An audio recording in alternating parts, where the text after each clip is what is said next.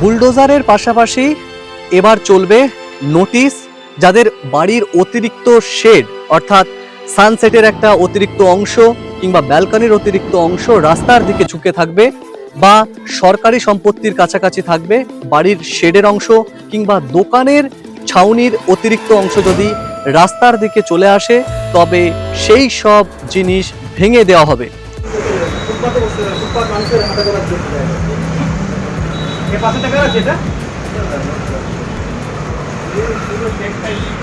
এবার প্রশাসনের নজর এই অতিরিক্ত শেডের দিকে, তাই যাদের ইতিমধ্যেই এই সব অংশ রয়েছে সেইগুলোর উপরে নোটিশ যাচ্ছে, সেই বাড়ির মালিক কিংবা সেই দোকানদারের কাছে নোটিশ যাচ্ছে।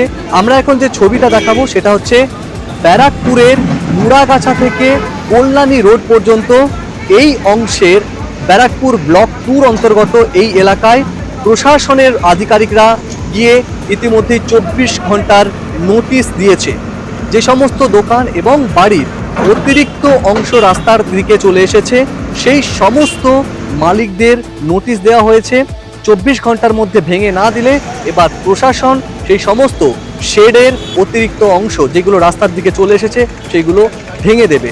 অর্থাৎ একের পর এক বেআইনি সম্পত্তি বা দুর্নীতিগ্রস্তদের যে অতিরিক্ত সম্পত্তি সেইগুলোতে যেমন বুলডোজার চলেছে, পাশাপাশি এই যে বিভিন্ন জায়গায় রাস্তা বরাবর আমরা দেখেছি বিভিন্ন জায়গায় যে বিভিন্ন বাড়ির অতিরিক্ত অংশ ঝুঁকে রয়েছে রাস্তার কাছে কিংবা সানসেটের একটা অংশ অতিরিক্তভাবে বাড়িয়ে রাখা হয়েছে যেগুলো বেআইনিভাবে, সেইগুলো এবার ভেঙে দেবে প্রশাসন।